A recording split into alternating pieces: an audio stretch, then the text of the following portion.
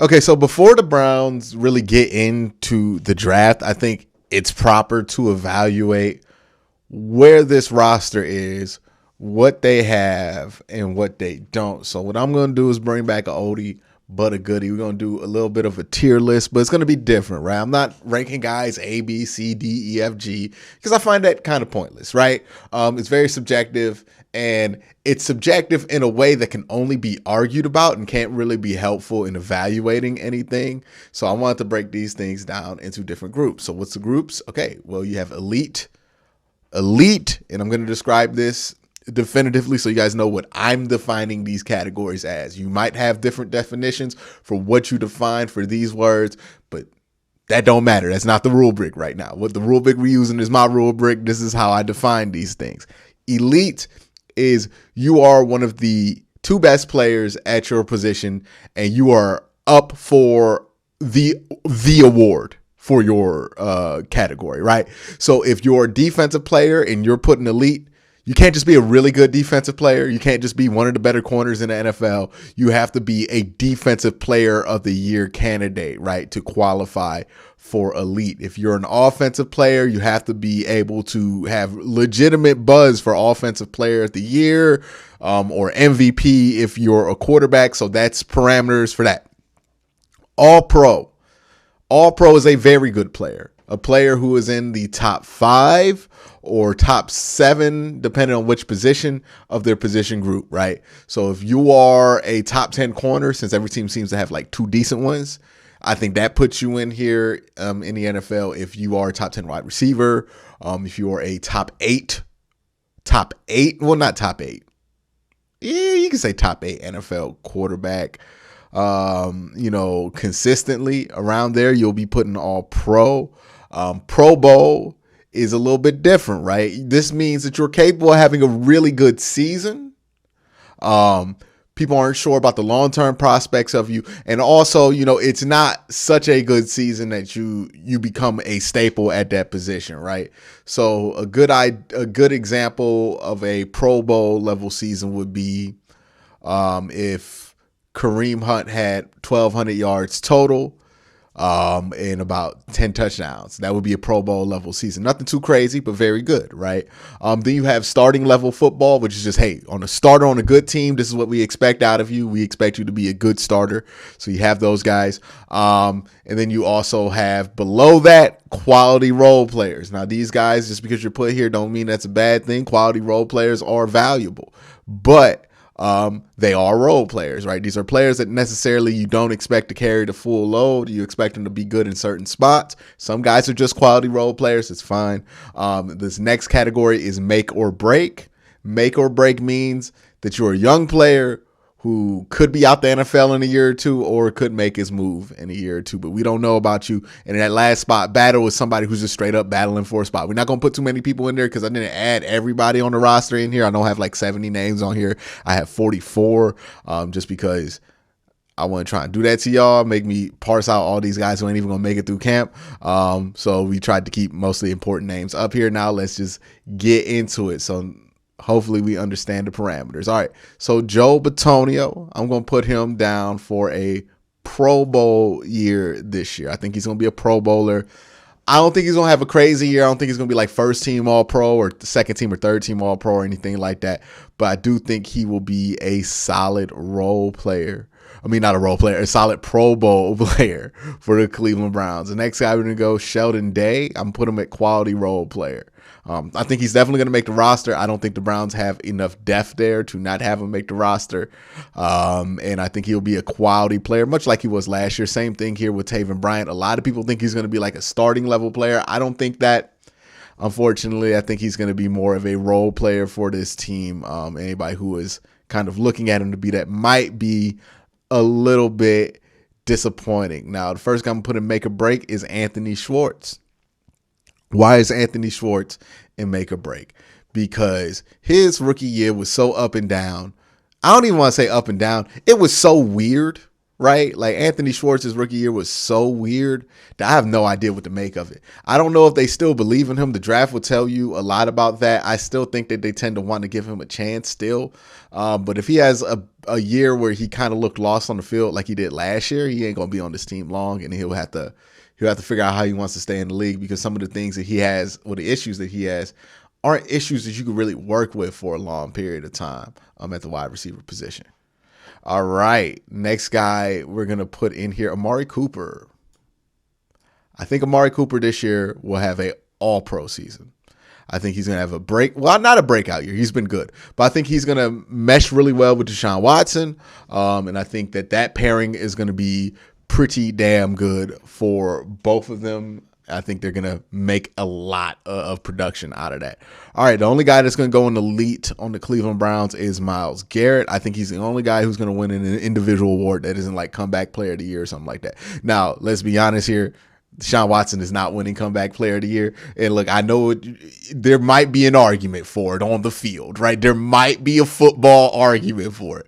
But I'm just going to tell you right now, no matter how well Deshaun Watson plays, that man is not winning comeback player of the year. It is just not happening. It would not be appropriate given why he didn't play for a year.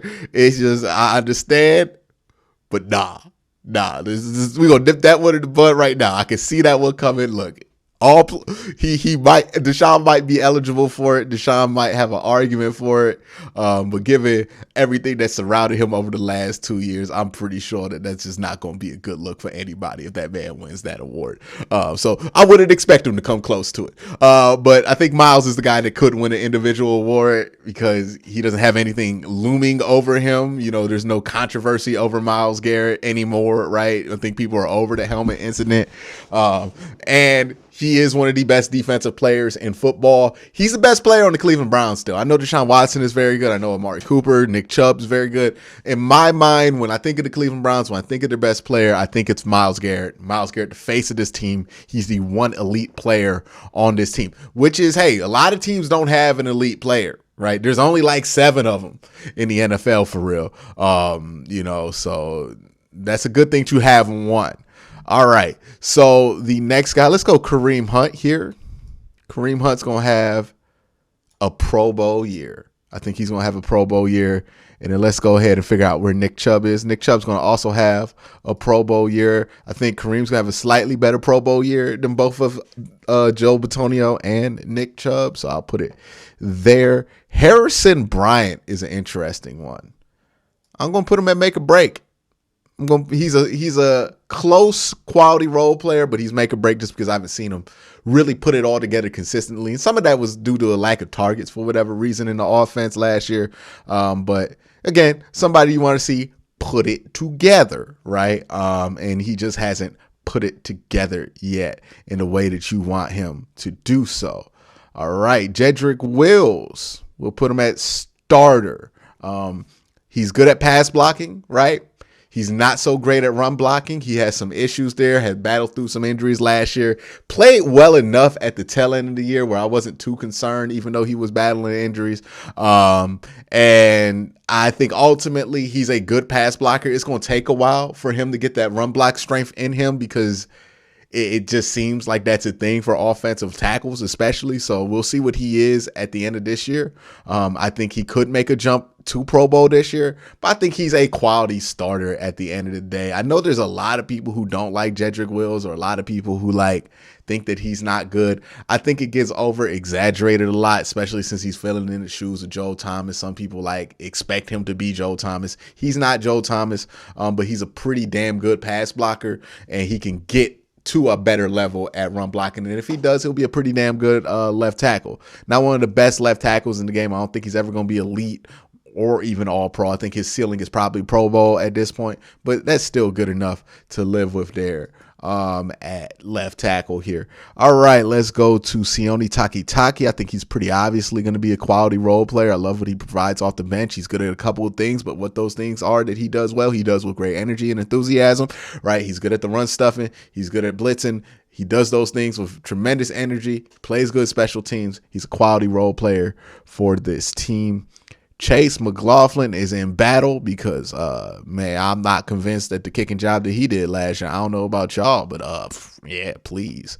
Wyatt Teller, he's been floating between Pro Bowl and All Pro.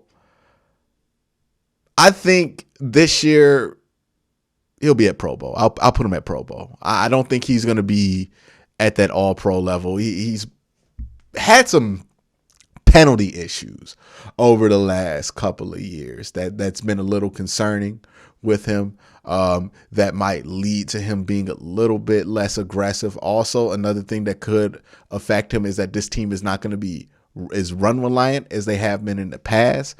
Wyatt Teller is somebody who excels in his run blocking, right? More so than he excels in his pass sets. Not saying that he's bad, but he's all pro Wyatt Teller as a run blocker, as a road grader. He's not necessarily that as a pass blocker. So I think he'll take a little bit of a step back here. Step back for Wyatt Teller's Pro Bowl level still very good. Nick Harris, I'm going to hope he's going to be a starter. I don't know about him, right? Nick Harris has given you a lot of mixed bag samples over the last couple of years, right? There was 2020 where he was out there and he got overexposed and it was bad, right? Against the Jets. It was really bad against the Jets. He got taken advantage of by Greg Williams and he just did not look strong enough to be in the NFL. And then there were times last year when he was put at his natural position. And again, granted, 2020, he was put out of position at guard. He's not a guard. He's like 5'10". He's not big at all. This year, he's going to be in a more natural position for his body size. He's going to be at center. So maybe that makes all the difference in the world to him, but we don't know. That's going to be something the Browns are going to cross their fingers and hope works out. But if it doesn't, they have some insurance there regardless, right? All right. Let's go with David Njoku. I think David Njoku's pretty firm starter right here. I don't think he's going to be a Pro Bowl player this year. He could break out. He could not. We'll see.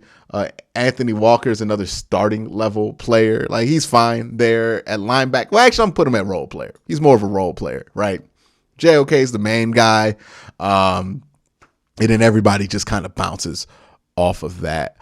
Chris Hubbard, he's kind of in a battle this year. He's in a battle. If he makes a team, he's going to be a quality role player, but he's coming off a lot of injuries. I don't know what his status is after all of those injuries, but if he can come off of those injuries and play well, then he will be a quality role player for this team. If he cannot, unfortunately, we know how things go in the NFL. Troy Hill, quality role player. I think that's pretty obvious. JOK, I want to put him at Pro Bowl. I'll put him at Pro Bowl, even though it's getting a high number at Pro Bowl. Actually, we'll put him at starter. I think he'll be close to there. Right now, he's definitely a starting level player. Like, his floor is starting level linebacker. His ceiling, and let me bring this up for you guys again. His ceiling is, I think he could be all pro. I don't know if he could ever win like defensive player of the year, so I hesitate to put him at elite, but I think he could be all pro.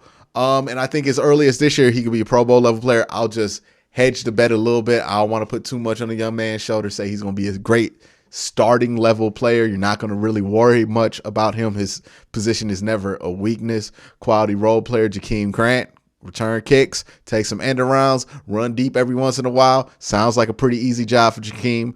Sounds like a job he's done before. Let's see. Greg Newsome, again, another guy that I'm going to put these two dudes at the top of starter, right? I think these two guys, JOK and Greg Newsome, have the highest chance of becoming Pro Bowlers this year. But right now, they're starting quality players, right? So that's where I would put them. And yeah, I'll rank them a little bit within the tier himself. So the highest quality player in that tier will be closer to the actual name itself. Let's see here. Oh, Chase Winovich, quality role player. I'll put him at quality role player. I think he's going to be the most important quality role player the Browns are going to have on the roster. I think Sheldon Day is going to be important, but Troy Hill is much better. We could put AWalk up here too. And then Taven Bryant probably going to be back here. And then Jakeem Grant probably right there. All right, so that's that. Let me switch these two out too. And yeah, switch that out too. All right, let's continue on. Jacoby Brissett, gonna put him in quality role player, and actually, he's gonna be the most important quality role player on the team, simply because he's gonna be the quarterback and he might be asked to play games. Now, I think it's more possible. And look, I'm not trying to make a moral determination on whatever the whole Watson situation becomes. I'm not trying to do that. But what I am saying is that knowing how the NFL works, knowing how inconsistent NFL suspensions have been, as somebody who has lived through this with the whole Josh Gordon thing, I would not be surprised if this Watson suspension either does not happen this year, it happens next year, or if this thing gets moved around at weird points of the year and is much smaller than what most people expect. I don't think that this is going to be a huge suspension, but I have no idea. This is just me guessing at this point. But depending on what that suspension is, how long it is going to determine how important Jacoby Brissett is. He is the most important piece on this team, just because he could be the guy who starts and has to hold the season together while we try to get somebody back, or he could just be the backup, right? Like, his level of importance is wild right now with this team. John Johnson, I think John Johnson's a pretty quality starter. Let's go back to this list. But John Johnson, I'll put him at quality starter. D'Ernest Johnson, I think he's a starting level running back as well. Who is that? Oh, that's Jack Conklin. I'll put Jack Conklin as a starter. I know he has been great when he's been out there, but I just can't trust that he's going to be out there. Ronnie Harrison's going to be a role player this year. Deshaun Watson. I'm going to be modest with my expectations for Deshaun Watson. We'll put him at Pro Bowl. I don't know if he'll be all pro this year. I think that's a lot expecting from a guy who has not played football in a year and who might not play a ton of football this year. We have no idea what that whole situation is going to be like with him. But when it comes to Watson, I'll put him at Pro Bowl. I could see him getting to all pro. Elite, though, that's going to be tough. If he does, strap in, y'all. Strap. It's going to be a ride for all kind of different reasons.